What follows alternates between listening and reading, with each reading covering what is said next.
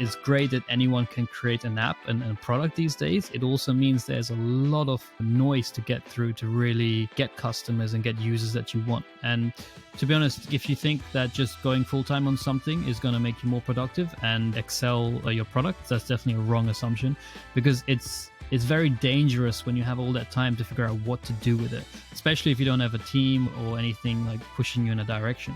Hello and welcome back to Indie Bites, the podcast where I bring you stories from fellow indie hackers in 15 minutes or less. In this episode, we have Elston Baretto, who is the founder of Tiiny Host and is probably in a similar position to most indie hackers, working on his side project that earns a few $100s MRR alongside a full-time job. Elston started out his career at JP Morgan and then chased a startup dream, co-founding a company with 14 employees. But then after that failed, he went back to a full-time role and launched Tiiny Host in January 2020. You may not have heard of Elston and his project, but I want to bring you some more relatable stories of those indie hackers who might be in a similar position to you, who are facing some of the same challenges that you are. In this episode, we talk about how Elston made $1,000 in a couple of days using lifetime deals, how his SEO strategy has led to over 150 sites a day being created using his product, and the tactics he used for that. Now, Elston is a member of the community that is sponsoring today's podcast, Weekend Club.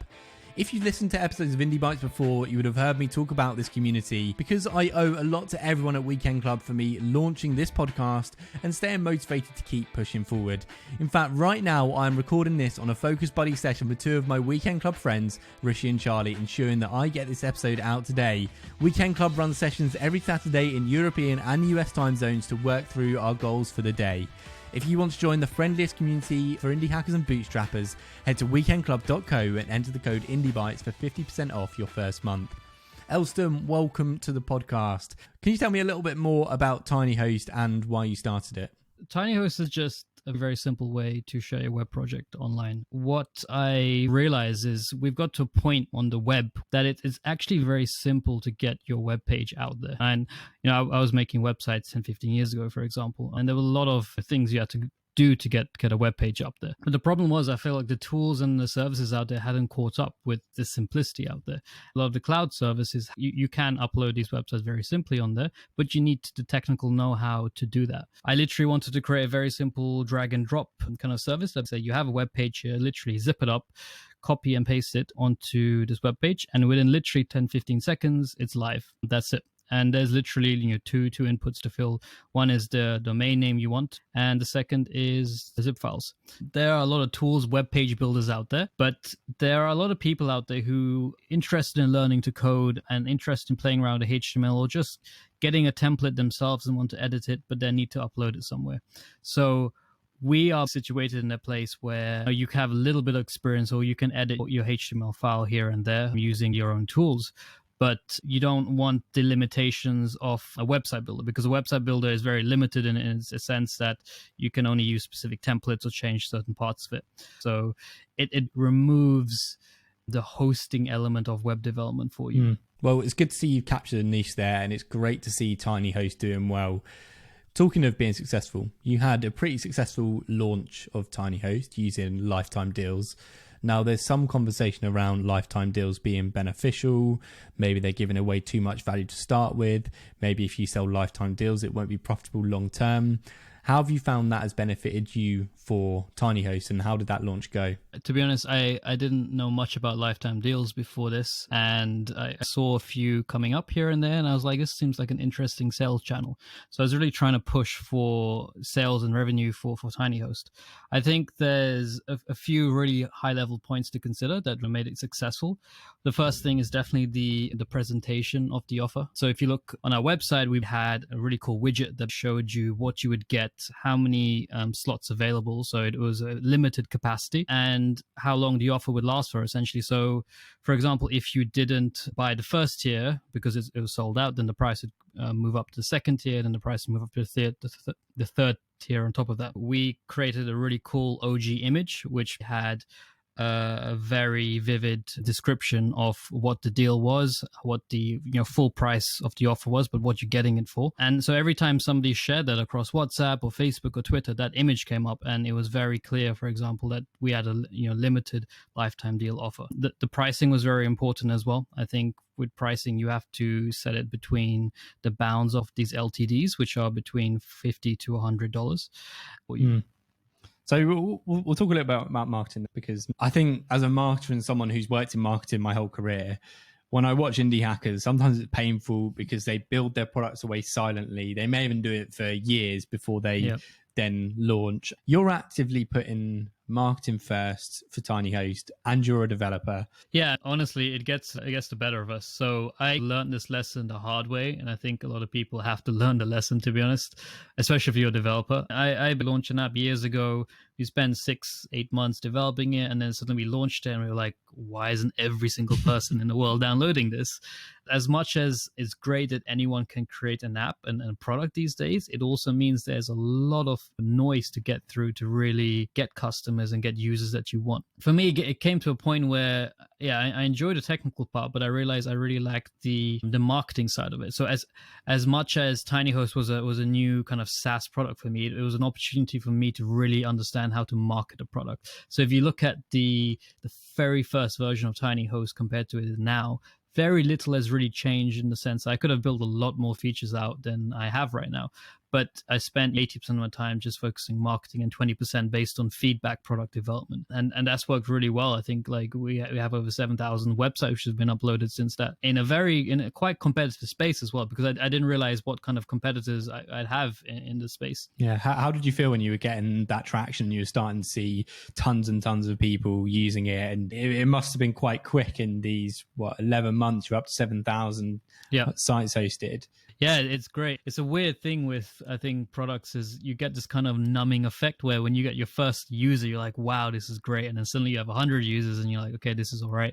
But you just constantly want more and more. But you get to a point where you just now, okay, I've got 7,000. Now how do I get to 10,000 or 50,000 or 100,000? Do you think that's a problem? Do you think it's a problem that we're always looking to get bigger and bigger, and maybe why some indie hackers end up taking investment? I've noticed a few indie businesses who start out fully indie and they want to be indie. They have no intention of raising, but as they start to get traction, they want more, and then they will raise so they can go further. Yeah, I feel like to get to a certain goal, you need to have that drive to get there. And that drive doesn't just disappear when you get to that goal, right? I think you have to be clear about what you're trying to do with your product and where you're trying to get with it. So try and at least set your goals, for example, that you want to get to this stage. It's a very big problem in the startup world. But what I like about the indie space is there's no real pressure besides yourself to figure out where you want to go.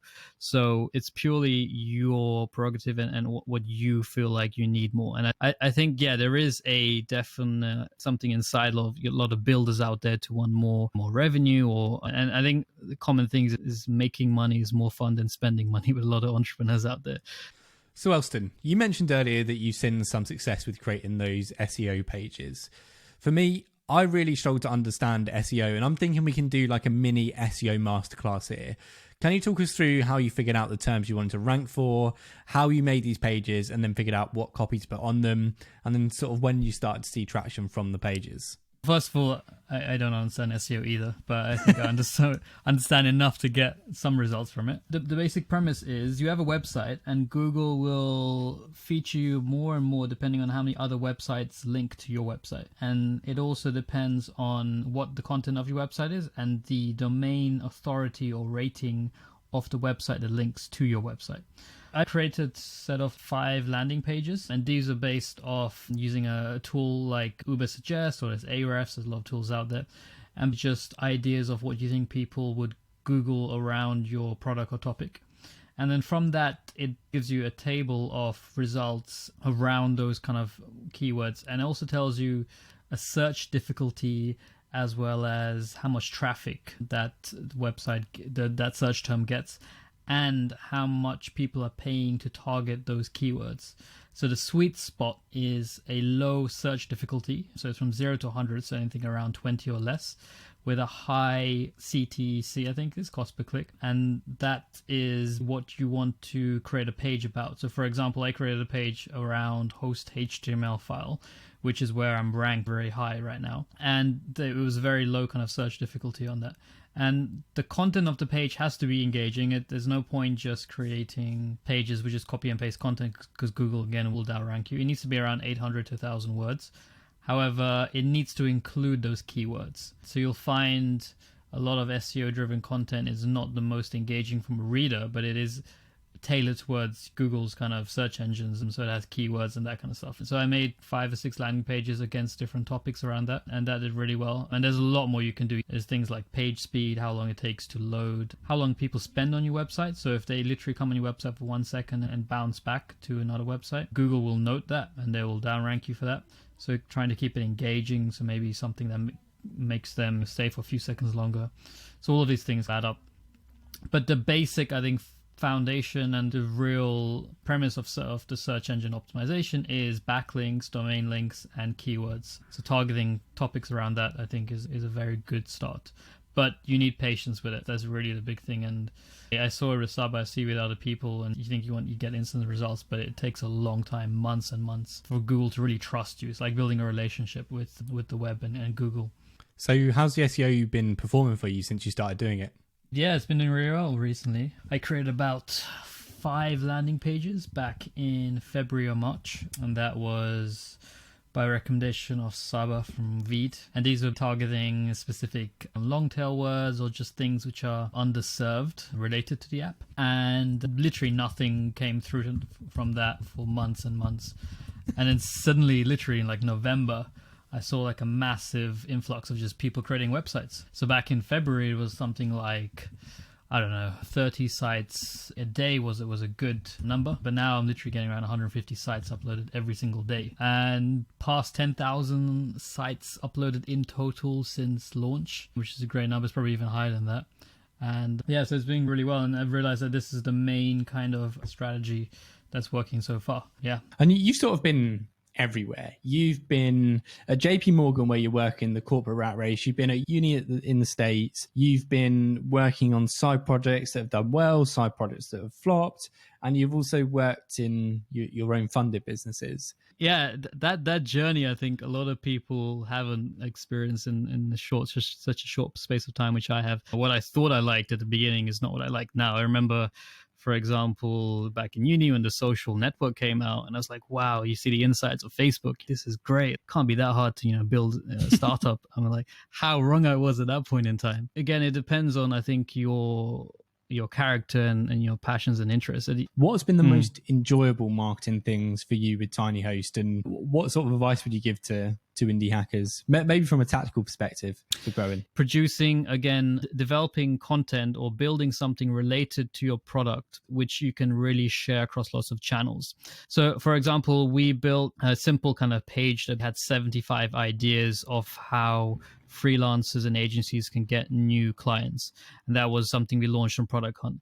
So that was really cool for me because I could spend a week or two building that, putting a lot of attention into it, and then spend the rest of the time just sharing across as many channels as possible. So you were building mini projects as marketing for your main project. You said it took you 2 weeks, but you could really get stuck into it, and it didn't feel much like marketing. It was just another project, a side project for your side project. Exactly. Maybe that's a nice way of framing it for people that don't enjoy specifically just marketing.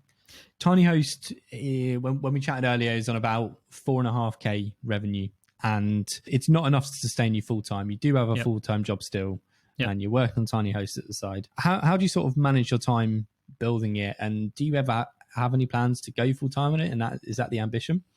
Yeah, I think eventually I would like to. And that's always been my idea, is to build a team around it and get it to a bigger stage. I think it's definitely difficult to do a product part-time, and there's sacrifices that need to be made.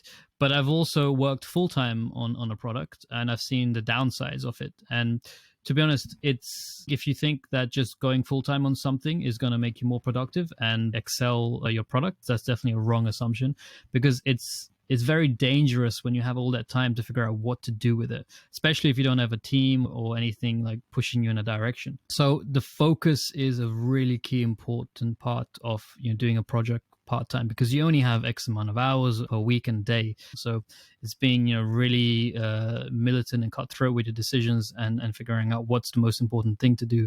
And that's also helped me figure out, it's been marketing at the end of the day rather than building any product. Definitely. All right, Elston, it's been a great chat. I finished every episode on 3 recommendations. Your favorite book, your favorite podcast, and an indie hacker people should follow. My favorite book, I think, for indie hacker would be Attraction. Do you want me to get the exact title? No, it's been recommended before. I've been listening to one podcast for like years and years before it became a big trendy thing, and that's the Tim Ferriss Show, which a lot of people probably have heard before. And then my favorite indie hacker, Saba from Veed, shout out to Veed.io. He's been really useful in just directing me just a little bit ahead in terms of what I should do next, which I think is a big thing as well. Try and find some kind of mentor which is just a little bit ahead of where you are. It's super helpful. Thanks so much for joining me. No worries. Thanks, James.